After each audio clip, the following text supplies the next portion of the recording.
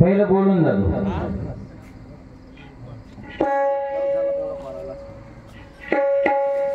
कारण समोरच्यानी माफी मागितली म्हणजे आम्ही माफी मागावं असं त्यांचं म्हणणं आहे. कशाबद्दल मागावं हेच कळणार. भजन सर्व रेकॉर्ड होत आहे आणि भजनामध्ये रेकॉर्ड झालेल्या सगळेच मुद्दे सगळेच विचार आपल्या समोर आहेत. आपण सगळ्यांनी ऐकलेलं सुद्धा आहे.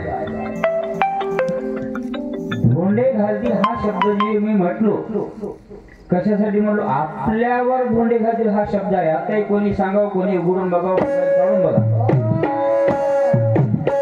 आपल्यावर आणि तुमच्यावर ह्या शब्दाचा थोडासा फरक बघा. शब्द काय बोलतात. तुम्हाला उद्देशून तुमच्यावर धोंडे घालतील हा शब्द जर म्हटलो असलो 100% माझी चूक आहे, तिथे मी माफी मागायला तयारही असतो. पण आपल्यावर म्हटलो याचा अर्थ तुम्हाला उद्देशून एकट्याला मी बोललोच नाही, बोलण्याची गरज पण नाही. तुम्हाला मी कशामुळे धोंडे घालतील म्हणून लोक. आपल्यावर म्हणलो, कशासाठी म्हणलो त्याचाही खुलासा करतो तुमच्या पुढे मी.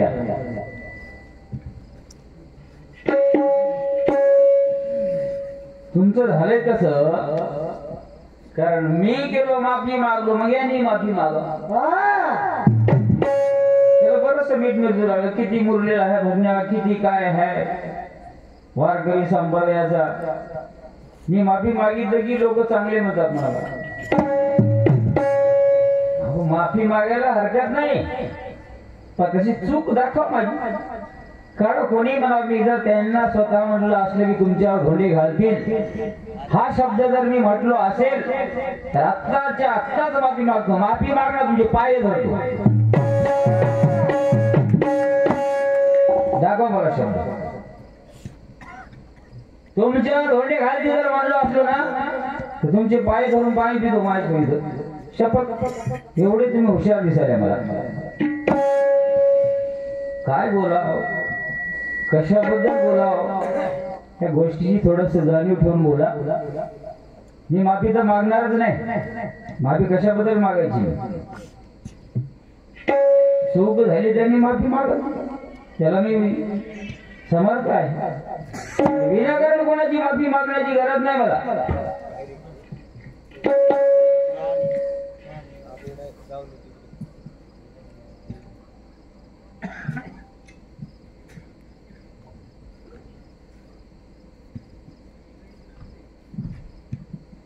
पहिले जे दोन प्रमाण त्यांनी माझ्या समोर ठेवले. पहिल्या पाऱ्या, देवालय निमित्त आले सह्याद्रीशी पाठविले त्याशी मोक्षपदी.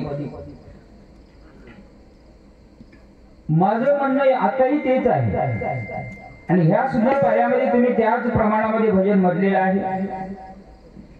सामान्य जीव आणि ऋषी संत यामध्ये काही फरक आहे का नाही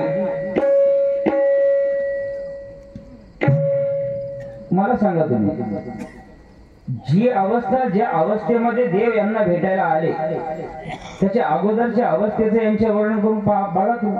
कारण जेव्हा बी देव त्यांना भेटायला आला का जन्मल्याबरोबर लगेच देव भेटायला आला का. सामान्य जीव होता तो. त्या सामान्य जीवाला भगवंतापर्यंत जाता येते. त्याच्या कर्तृत्वावर भगवंताला त्याला बोलवता येते. भगवंत येतो ह्याच्याबद्दल माझं दुमत नाहीये. मग सगळेच असेच होऊन गेलेत काय. देवालय ऋषी सारखे, जनाबाई सारखे. तुकारामाला सांगतात देव घ्या कोणी, देव घ्या कोणी, ऐकता आला घर चालू. काय म्हणतात या लोकांना कळणार गेलं देवाचं महत्व म्हणून. घ्या घ्या घ्या घ्या म्हणून लोकांच्या घरला साधू संत महात्मे हिंडायले. पण सामान्य जीव म्हणतात त्या ठिकाणी देव ना लागे, देव ना लागे, साठवण्याचे रुजले जागे. आम्हाला लागत नाही देव म्हणतो. जागा नाही त्याला ठेवण्यासाठी आमच्याकडे. हे संतांना सांगावं लागलं. कारण संत ही अवस्था केव्हा प्राप्त झाली. सामान्य जीवातून संतांची अवस्था प्राप्त झाली. पण अगोदर जे जीव सामान्य आहेत त्यांच्यासाठी अवस्था वेगळी आहे. तुम्ही त्यांना आणि ह्या माणसांना, सामान्य जीवाला एकाच लाईन मध्ये, एका कॅटेगरी मध्ये जर बसवत असाल तर तो बुद्धीचा खेळ आहे, बुद्धीचा फरक आहे.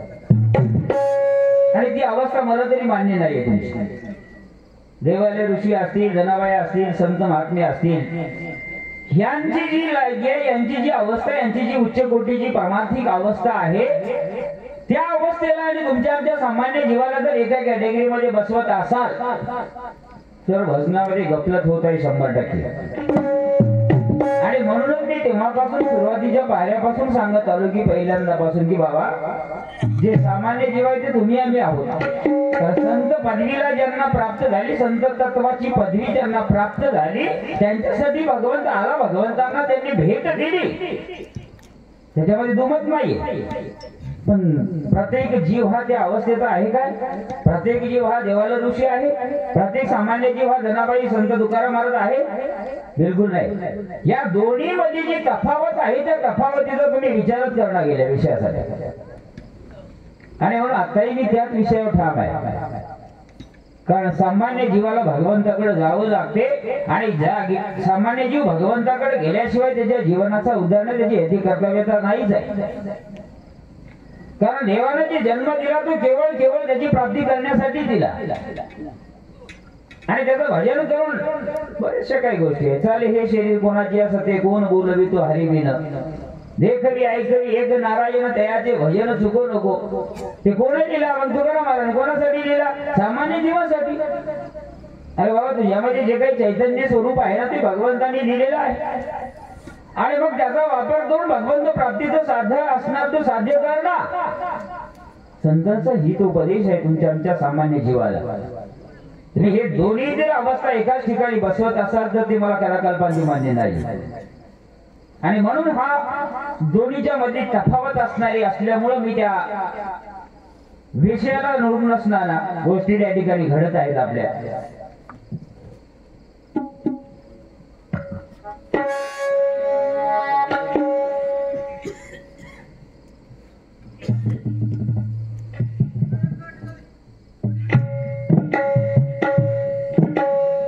कलंकी अवतार येणार आहे.